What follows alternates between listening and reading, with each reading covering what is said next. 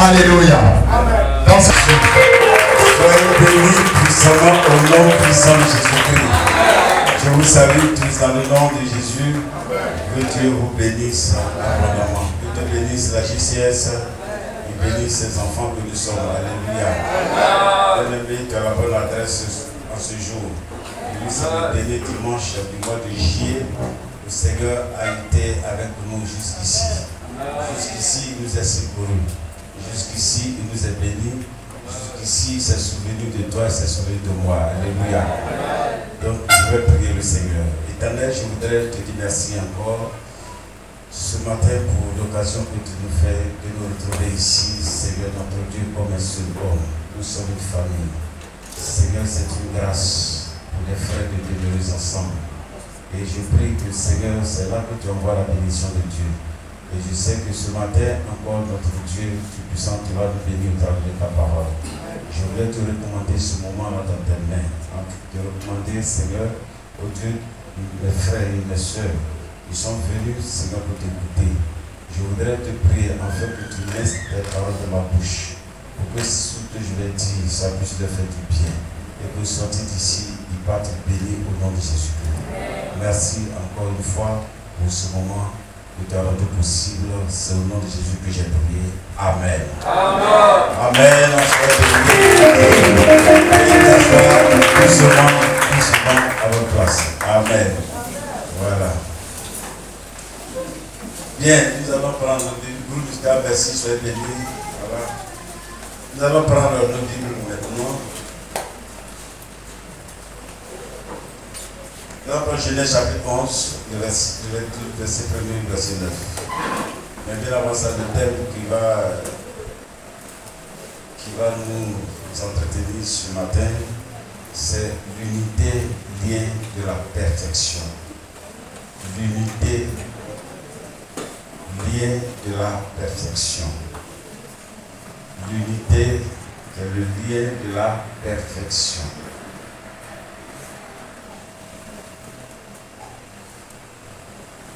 Ok, Genèse chapitre 11, à partir du verset 1er jusqu'au verset 9. Nous lisons la Bible dans le livre de Genèse, chapitre 11, à partir du verset 1er au verset 9. Je fais la lecture avec plein de considération. Toute la terre avait une seule langue et les mêmes mots. Comme il était parti de l'Orient, il trouvait une plaine au pays de Chinéa et il y habitait.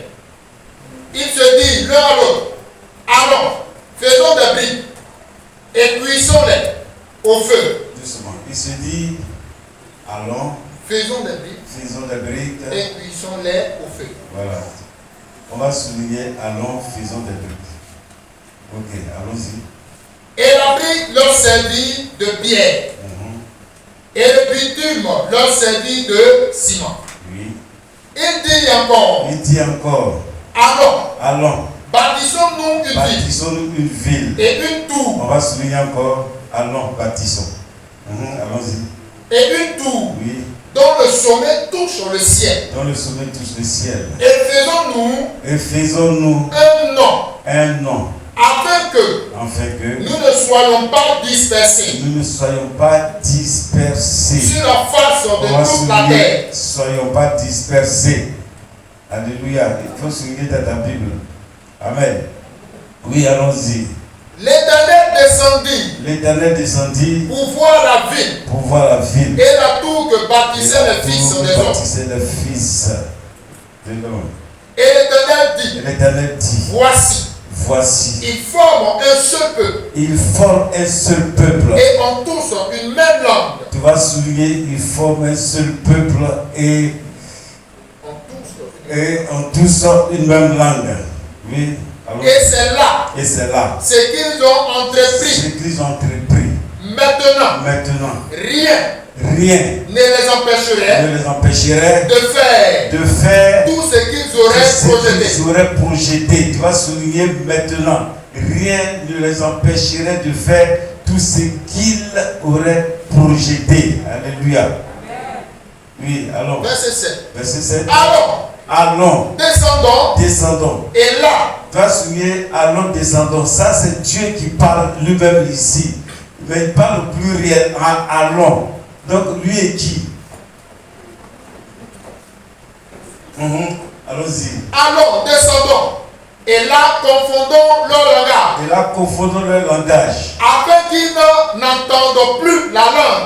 n'entendent plus la langue. Les uns des autres. Et l'Éternel les dispersa loin de là, sur la face de toute la terre. Et ils cessèrent de bâtir la ville. Verset 9 terminé. C'est pourquoi on l'appela du nom de Babel. Car c'est là que l'Éternel confondit le langage de toute la terre. Et c'est de là que l'Éternel les dispersa sur la face de toute la terre. Parole du Seigneur. Quelqu'un va acclamer la parole de Dieu. Alléluia. Alors, tu n'as pas bien acclamé la parole de Dieu. La parole de Dieu, ça va Alléluia. Veuillez vous asseoir, s'il vous plaît. Donc, le thème ce matin, c'est l'unité vient de la perfection. Dans le mot unité, il y a un autre mot qui sort dedans. C'est uni. Le lien, c'est quoi? Un lien, c'est quoi? Un lien, c'est quoi? Oui. Oui. Un lien, moi, il faut dire, il faut parler. Tu veux parler, il faut parler. Un lien, c'est quelque chose qui lie deux personnes. Donc, c'est un pont. C'est un pont d'attachement entre deux choses ou plusieurs. Ok, voilà. Entre deux choses ou plusieurs choses. Donc, on voit que lorsque Joseph parlait à ses frères, il dit vos germes étaient alliés à mes germes. Alléluia. Donc, un lien, c'est ce qui est uni. C'est toujours dans le même sens. Voilà, de l'unité. De la perfection. La perfection. Je voudrais donner les différents. Comment on l'appelle, explication de ce thème. La perfection, c'est quoi? Ce qui est parfait, ce qui est mature, ce qui est agréable, ce qui est bon. Amen. Voilà. Donc, le Seigneur te bénisse. Donc, le texte que nous avons lu là, dans le livre de Genèse, bien aimé, vous savez, l'unité, ça n'a pas commencé par. Ça n'a pas commencé de nos jours. Depuis le Premier Testament, les premiers hommes qui étaient sur la terre, ils étaient unis. Il faut dire, ils étaient unis. Alléluia. Donc, si les premiers hommes sur la terre étaient unis, ce n'est pas nous qui allons venir après, comment être désunis. Donc, est-ce que c'est normal d'être désunis? Oui, ce matin, il y a quelque chose qui m'a marqué. Ouais, on s'est levé comme un seul homme. Pendant la louange, on s'est levé comme un seul homme dans l'unité. Et on a dansé en faisant le tour et tout ça. Vous ne voyez pas combien de fois c'est merveilleux. Bien aimé, c'est merveilleux de cultiver l'unité dans une église. Vous savez que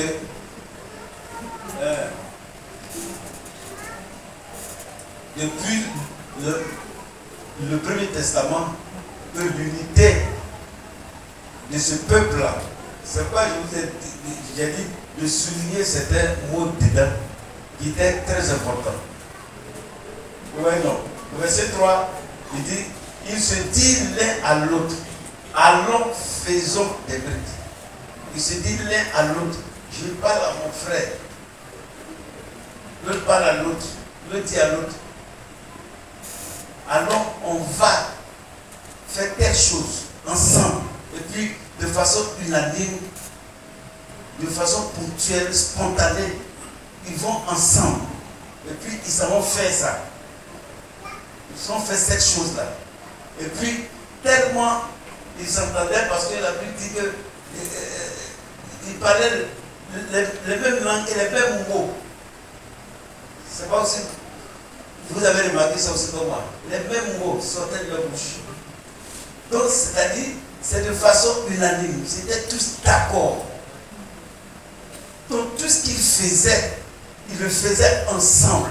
Ils se faisaient en accord, en commun accord avec l'autre. Donc, l'église du Seigneur, bien aimé, l'église du Seigneur doit être une église unie.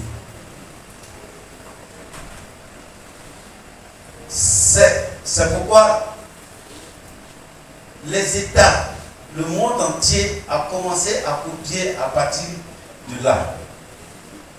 C'est pourquoi aujourd'hui, nous avons aujourd'hui dans notre monde l'unité des États. L'unité des États. Et c'est ce qui a engendré ou qui est devenu les États-Unis. Les États-Unis. Donc, c'est plusieurs États qui se sont unis, qui ont formé les États-Unis. Vous avez vu que il y a l'union des pays d'Europe qui est devenue l'Union européenne. Vous avez vu qu'il y a eu l'Union africaine qui est devenue l'Union des États africains qui est devenue l'Union africaine. Donc, ce n'est pas des choses qui sont fortuites, ce n'est pas des choses qui sont par hasard venues comme ça. C'est parti de quelque part. Donc, c'est pourquoi il y a eu aussi l'union des églises. L'union des églises. Aujourd'hui, en Côte d'Ivoire, par exemple, vous allez voir qu'il y a des fédérations. Il y a plusieurs fédérations. En Côte d'Ivoire, il y a le FECI, le CECI, le 7MECI et tout ça, tout ça. C'est plusieurs églises qui se sont mises ensemble pour former cette fédération. Donc, c'est l'union de plusieurs églises. Il y a l'union des pasteurs. Il y a des associations de pasteurs un peu partout dans le monde. Comme il y en a plein comme ça. C'est des associations. Même il y a l'union des fils de région. Ou bien, il y a des villages qui ont association de villages. Quelquefois, il y a des dimanches que les gens ne viennent pas à l'église parce que il y a réunion du village. Ou bien, moi je ne suis jamais rentré dans ça parce que comme les réunions ils ont mis ça dimanche, je leur ai dit que ça ne m'intéresse pas. Si vous mettez peut-être dimanche soir, je peux aussi assister, mais il met dimanche à 9h. Donc bien, c'est-à-dire que vous ne pouvez pas me compter dedans. Parce que pour eux, ils se disent que non, les dimanches là, non, tu peux aller à la messe de 7h et puis tu peux venir à 9h. Mais c'est tout le monde qui est catholique pour aller à la messe de 7h. Moi, je fais mon culte à 9h. Maintenant, c'est à 9h vous le laissez là-bas. Donc, ce n'est pas compatible. Ou bien. Donc, ça veut dire que je ne vais jamais assister à ça. Amen. Oui. Parce que je respecte mon Dieu. Je dois l'adorer d'abord. Alléluia.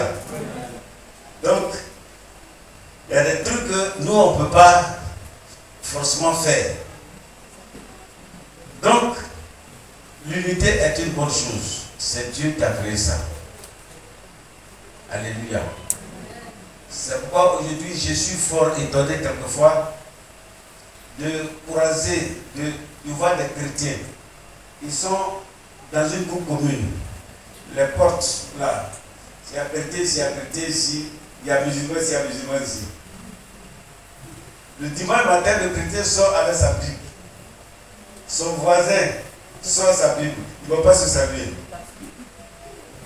Pourtant, ils sont à l'église, ils sont priés Dieu. Est-ce que ces deux qui sont priés là, c'est un Dieu divisé? Non. Ils rentrent encore, peut-être il faut se croiser à la porte, ils vont se bousculer. Mais quand même, l'un ne va pas servir l'autre. C'est pas normal. Faut dire c'est pas normal. C'est pas normal. Faut dire tu es mon frère. Faut dire on est unis. Alléluia. Amen. Donc l'unité, c'est Dieu qui aime bien. Dieu aime l'unité. Parce que, bien aimé, c'est Dieu qui a créé les familles. Les familles n'ont pas commencé sur la terre. Les familles ont commencé depuis la création du monde. Lorsque Dieu a créé Adam et Ève. Donc, ils ont été unis. Amen. Donc, l'unité est une chose de Dieu lui-même. Toutes les familles tirent sa source de Dieu. C'est pourquoi je dis souvent aux gens que la meilleure famille que Dieu a, c'est ta famille que Dieu t'a donnée. Tu ne m'as pas dit amen. Amen. La meilleure famille que Dieu a, c'est la famille que Dieu t'a donnée. Bien aimé. Et Dieu ne donne jamais quelque chose de mauvais. Donc ta famille est une bonne famille. Il faut aimer ta famille telle qu'elle est. Tu n'as pas choisi d'être là-bas. C'est Dieu qui t'a mis là-bas. Donc, il ne faut pas commencer à dire non, moi ma famille là, ça, ce n'est plus ma famille. Si je viens là-bas, je m'en vais dans la famille de l'autre. Non. Si tu viens, tu as une dans cette famille-là. Ouais, c'est là-bas que tu veux. C'est là-bas qu'il y a ta place. C'est pour cela que le Seigneur a regardé jusqu'à, il a fouillé, il nous a trié, cherché, prendre un à un pour te rassembler ici ce matin. Acclame le Seigneur pour toi-même. Alléluia. Donc, l'unité est importante dans une église. Nous sommes des frères, nous sommes des sœurs. Vous savez qu'au ciel là-bas, là, il n'y aura plus pasteur, il n'y aura plus papa. Au ciel là-bas, même ton nom là ne sera plus cité là-bas. On va plus t'appeler là-bas Jacques Paul. Bonnet, Koulibaly. Ouais, il y a des Koulibaly chrétiens. Voilà, donc, c'est pas ici que ça. Amen. Donc, au ciel là-bas, là, c'est des frères. C'est pas ce mot bien-aimé là maintenant à quitter dans l'église. Bien-aimé frère, bien-aimé. Donc, nous devons apprendre à cultiver l'unité qui est le lien de la perfection. Parce que les chrétiens qui vivent ensemble doivent toujours vivre dans l'unité et dans la perfection. Alléluia. C'est pourquoi, voilà ce que dit Paul en Éphésiens chapitre 4, verset 3. Il faut lire ici, tu as trouvé.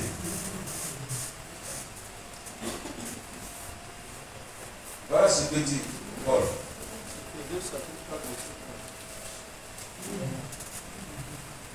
Éphésiens chapitre 4, 3. Il dit, vous efforçant de conserver l'unité de l'esprit par le lien de la paix. Vous efforçant de conserver l'unité de l'esprit par le lien de la paix. Alléluia. Paul, apôtre de Jésus-Christ, Paul, serviteur de Dieu, Paul qui implantait les églises, connaissait le problème des églises. Donc l'église d'Éphèse avait des problèmes comme ça, des problèmes d'unité, des problèmes pour s'entendre, des problèmes pour vivre ensemble. Et donc, Paul leur dit, efforcez-vous pour conserver l'unité, qui est le lien de la paix. Alléluia. Donc, Paul nous demande de faire quoi? De nous efforcer. Ça veut dire que c'est pas facile. Ça veut dire que c'est pas facile. Tu dois faire de l'effort sur toi-même. Ça veut dire que les gens ne s'attendaient pas. Et très souvent, où il y a l'homme, toujours il y a problème là-bas. Où il y a l'homme là, où les gens sont réunis, il y a problème. Mais Paul sait très bien ça. Et puis Paul dit, efforcez-vous de conserver l'unité. Donc bien aimés, faisons l'effort. Je vous encourage, je vous exhorte à faire l'effort pour que nous puissions conserver cette unité-là dans la paix, dans le lien. Parce que Paul, en disant cela, il sait très bien que déjà, nous sommes unis en Christ. Par sa mort et par sa résurrection, nous sommes unis en Christ. Parce que par le sang versé de Jésus-Christ, nous sommes devenus fils de Dieu, fils d'un même royaume. Mais, malgré cela, comme il sait qu'il peut y avoir des malentendus entre nous, il peut y avoir des incompréhensions. Donc, nous devons de nous forcer, bien aimés, faisons un peu d'effort pour pouvoir conserver cette unité-là. Alléluia. C'est important. Alléluia. Et Paul, bien aimé, qui connaît le problème de l'Église, il ne cesse. C'est pourquoi les épîtres de Paul, c'est les épîtres que j'aime beaucoup lire. Parce que dans les épîtres de Paul, il y a les épîtres pastorales. Là, ça concerne beaucoup. C'est pourquoi il parlait beaucoup à Timothée, mon fils. Pour lui donner des instructions claires. Comment tu vas diriger l'église. Comment l'église doit fonctionner. Donc, Paul sait qu'il peut y avoir des problèmes. C'est pourquoi il nous exhorte, il nous encourage à nous efforcer, bien aimés, pour garder l'unité. Parce que Dieu nous a pris comme ça. Il a pris un au nord, il a pris un au sud, il a pris un à l'ouest, il a pris un au centre, il a pris. Amen. On avait nos comportements. On avait notre façon de vivre. On avait des attitudes qui n'étaient pas aussi trop parfaites. Mais, malgré ça, Paul nous amène à pouvoir conserver l'unité parce que c'est important. Il ne faudrait pas qu'on la perde. Il ne faut pas qu'on perde bien cette unité. Et c'est pourquoi, dans le livre aux Colossiens 3, versets 13 à 14, écoutez ce que Paul va dire encore. Colossiens 3, 13 à 14. 13 à 14. Supportez-vous les uns les autres. Supportez-vous les uns les autres. Et si l'un a sujet de se plaindre de l'autre, Si l'un a sujet de se plaindre de l'autre, pardonnez-vous réciproquement. réciproquement. De même que Christ De même que Christ vous a pardonné, vous a pardonné, vous aussi. vous aussi pardonnez. Pardonnez-vous aussi. Amen. Amen. Donc, vous voyez que ça rejoint un peu à ce que Paul a dit dans Ephésiens 4 ici. Que vous efforçant de conserver l'unité. Forcez-vous parce que, bien aimé, il va voir que l'autre a un comportement, bien aimé, il me met mal à l'aise. Il a une attitude qui me met mal à l'aise. Mais malgré ça, le Seigneur te dit, il faut arriver à le supporter ou à la supporter. Alléluia. Amen. Il faut que nous arrivions à nous supporter les uns les autres. Parce que si tu n'arrives pas à supporter ton frère, mais tu ne sais pas où toi tu peux vivre. Parce que même si tu t'en fais ta maison, au fin fond de la forêt, je ne sais pas si tu auras la paix là-bas. Parce que là-bas aussi, il y a les chimpanzés, il y a le gorille, il y a le lion, il y a le panthère. Est-ce que tu seras heureux? Vaut mieux que je sois avec mon frère ici et j'arrive à le supporter que d'aller me retrouver avec quelqu'un avec qui je ne peux pas parler.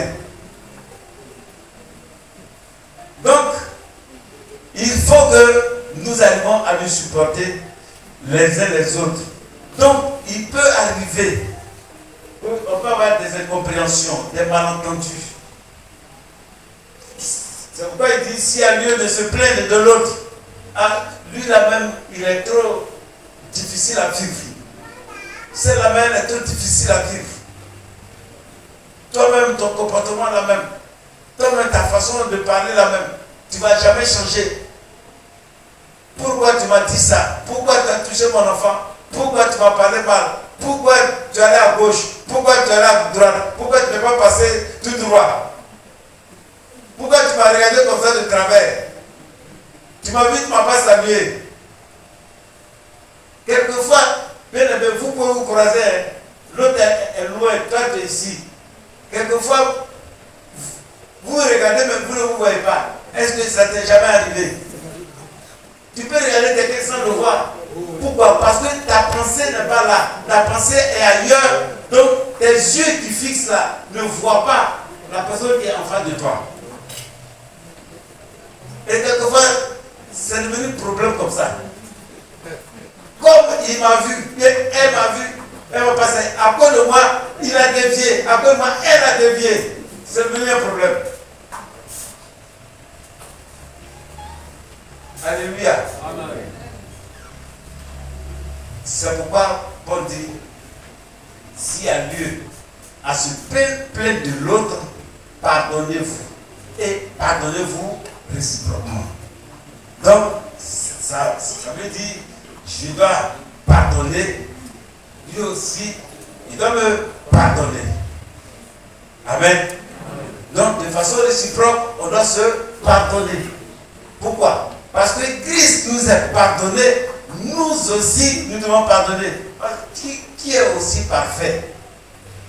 Qui est aussi parfait sur cette terre-là, qui n'a jamais fait d'erreur dans sa vie? Il n'a qu'à lever la main. Moi, après d'aujourd'hui, j'ai parti habiter chez toi. Amen. Sinon, moi, je commets beaucoup d'erreurs. Donc, si nous savons que nous pouvons commettre des erreurs, nous pouvons nous tromper en tant qu'hommes, ça peut arriver que je me trompe. Amen. Ça peut arriver que je me trompe sur ton compte. Ça peut arriver que je me trompe en te disant certaines paroles. Mais, à cause du Christ, je dois pardonner. Alléluia. Parce que si on veut construire l'unité, bien aimé, on doit apprendre à se pardonner mutuellement. On doit apprendre, bien aimé, à être tolérant. On doit apprendre à être patient. On doit apprendre à avoir de l'amour en nous. Bien aimé. Aujourd'hui, quand tu vois même des pasteurs se chiffonner, je le dis à notre honte, des pasteurs se chiffonner, fait des palabres. Des moments, pasteur fait des palabres. J'ai appris comme ça une église. J'ai dit, pasteur, pasteur assistant. Les deux pasteurs assistants se frappent, se boxent dans l'église. Maman pasteur et la soeur de l'église se déchirent les habits dans la cour de l'église. J'ai dit, waouh. Il faut que ça arrive pour croire. Bien aimé. Nous, on ne veut pas ça. On construit l'unité. L'unité dans le corps du Christ. L'unité liée de la perfection.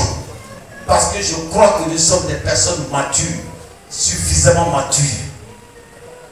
Alléluia. Pour que l'unité soit possible, il faut que nous puissions être tolérants, nous pardonner mutuellement et réciproquement. Alléluia. Bien-aimés dans le Seigneur, il faut que nous apprenions à cultiver l'unité. Pour que l'œuvre puisse avancer, il faut que nous construisions l'unité. Parce que lorsque on est unis, ici, si on a plus de 150 personnes, ça veut dire que dans l'unité là, lorsque on a besoin de payer peut-être un instrument qui coûte 200 000 pour les 150. Si même chacun donnait 1000 francs, ça fait des 150 000. Est-ce qu'une seule personne sera obligée d'donner 50 000 ou 100 000? Vous voyez que ça règle le problème. Alléluia. Donc, l'unité nous est nous-mêmes bénéfique.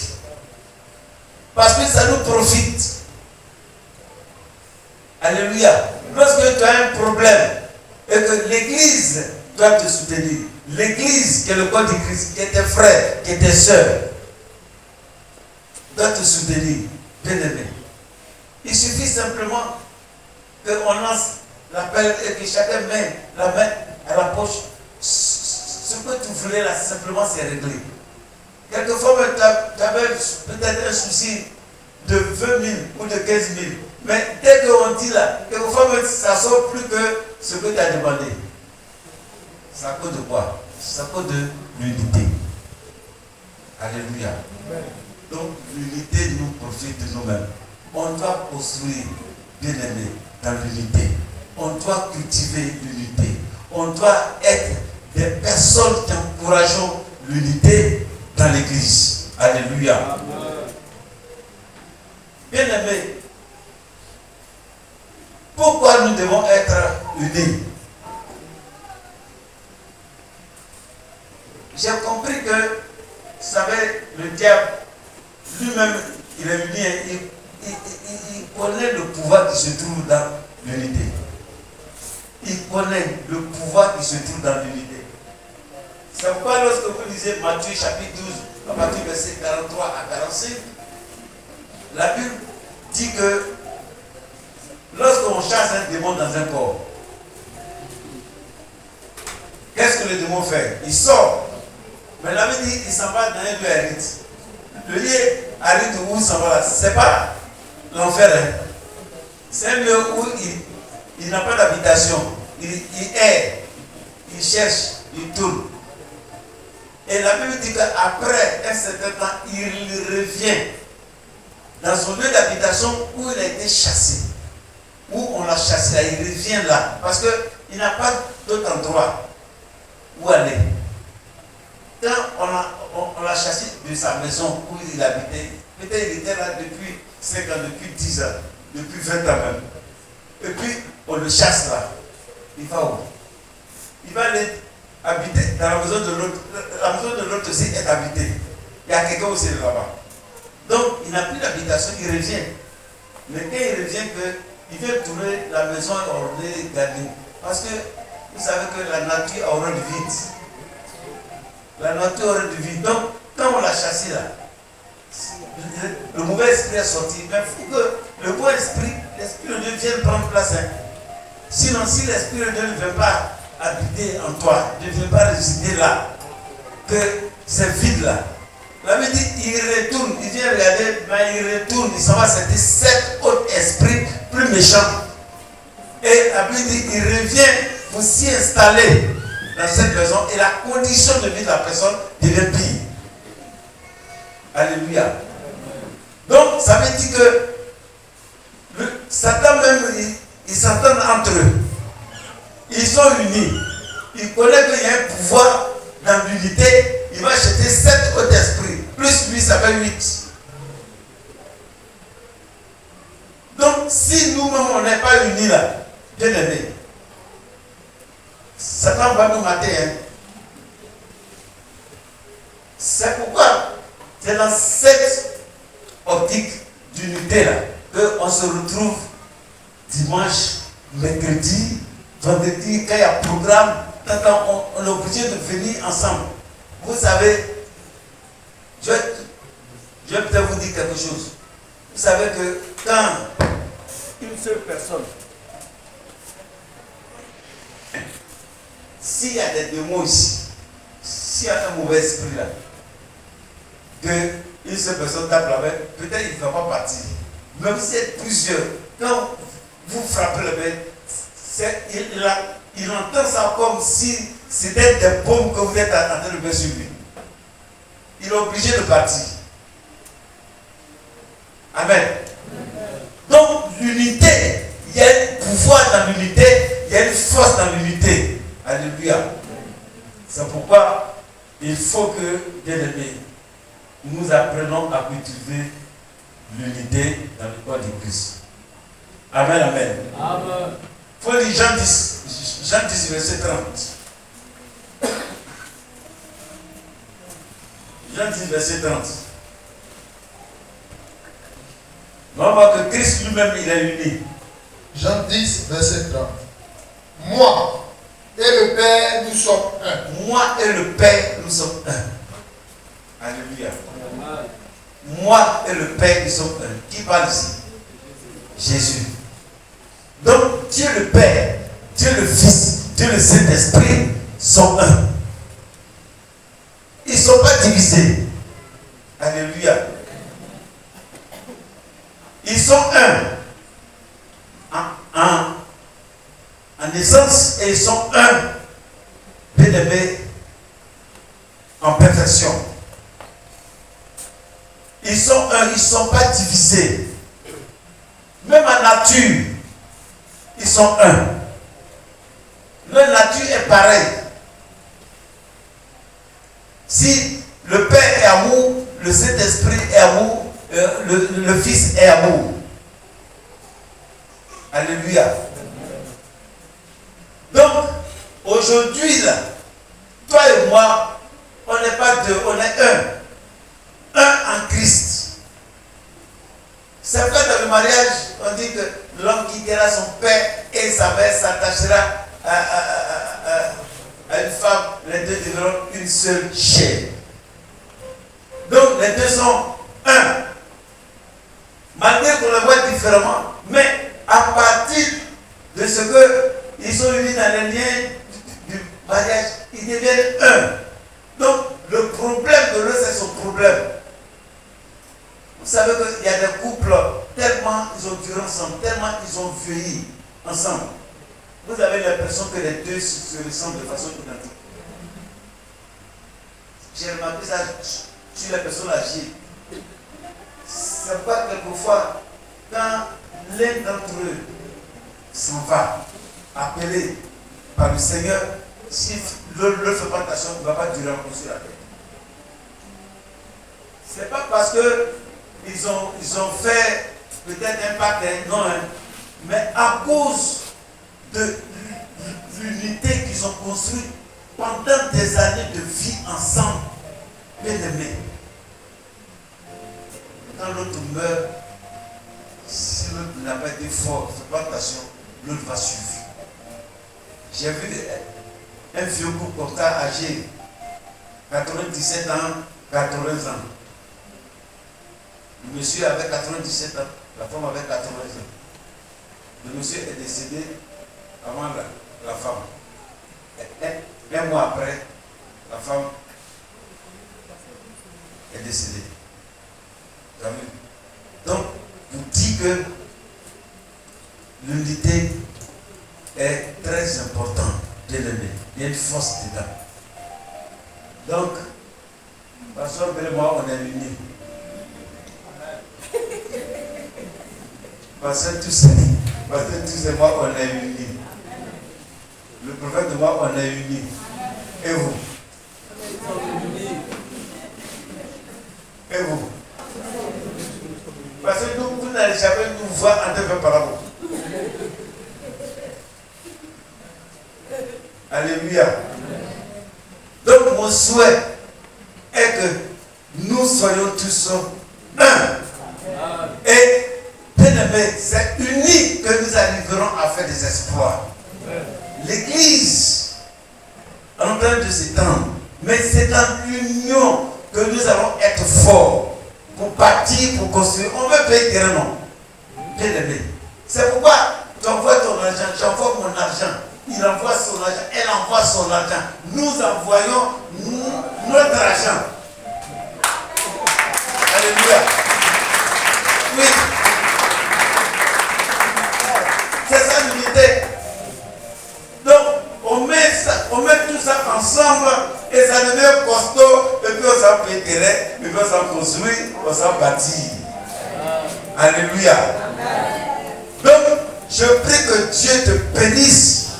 Et que pendant qu'il te bénit, il bénit ton frère, il bénit ta soeur, il bénit l'église, il bénit les enfants, il bénit les mamans, il bénit les papas, il bénit tout le monde. Alléluia. Parce que ce que je souhaite pour moi, je le souhaite aussi pour toi. Que Dieu te donne beaucoup d'argent, beaucoup de millions, beaucoup de milliards. Pour que véritablement, lorsque nous avons un besoin, bien aimé, il n'y a pas de problème. C'est pour cela que les apôtres, autrefois, en Actes chapitre 2, à partir du verset 42, 43, 44, là-bas, ça veut dire qu'ils avaient tout en commun, ils mettaient tout ensemble. Il n'y avait pas de nécessité et d'indigent parmi eux. Parce que lorsqu'ils récoltaient, ils emmenaient, et puis ils partageaient selon le besoin de chacun. Quel est le besoin de mon frère? Je lui donne. Quel est le besoin de ma soeur? Je la donne. Quel est le besoin de l'église? Nous donnons. Quel est le besoin pour pouvoir vraiment bâtir? Nous apportons ensemble dans le même panier pour construire l'église. Alléluia. C'est ça l'unité. Alléluia. C'est ça l'unité. Je vais terminer avec ce dernier passage en Actes chapitre 1, verset 13 à 14. Tu vas lire et puis je vais conclure. Actes chapitre 1, verset 13 à 14. Actes chapitre 1, verset 13 à 14. Quand il fut arrivé, il montait dans la chambre haute, où il se tenait d'ordinaire. C'était Pierre, Jean, Jacques, André, Philippe, Thomas, Barthélemy, Matthieu, Jacques, fils d'Alphée, le fils des affaires, oui. Simon, le Zélote, et Jude, fils de Jacques. Tous d'un commun accord. Persévérer dans la prière. Avec les femmes. Et Marie, mère de Jésus. Et avec les frères de Jésus. Alléluia. Donc, tous étaient des communs accords. Alléluia. Tous des communs accords. Alléluia.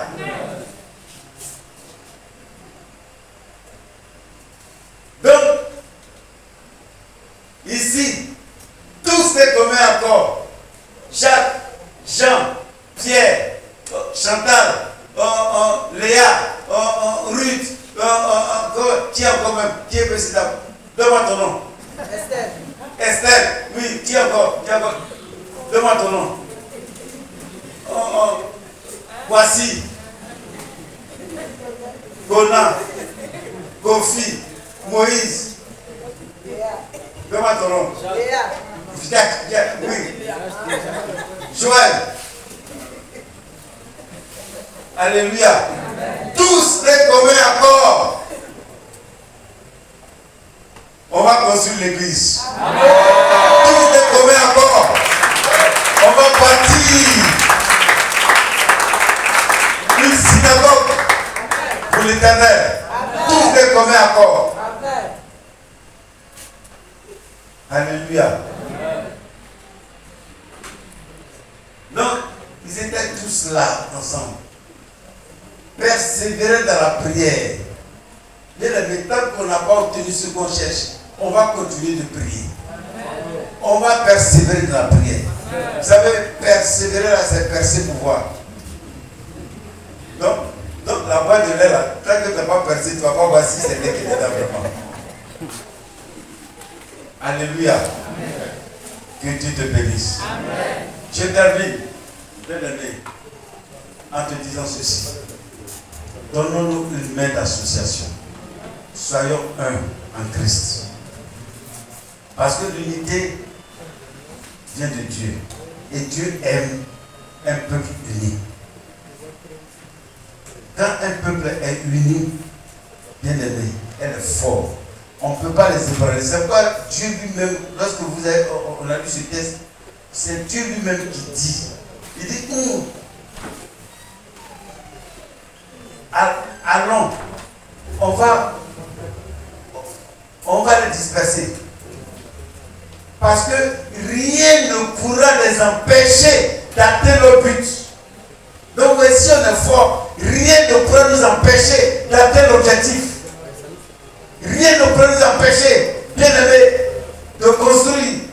Rien ne pourra nous empêcher de bâtir l'église du Seigneur. Alléluia. Bien aimé dans le Seigneur. Soyons unis. Aimons-nous. Supportons-nous. Efforçons-nous. Alléluia. De garder l'unité, lien de la paix. Que Dieu te bénisse.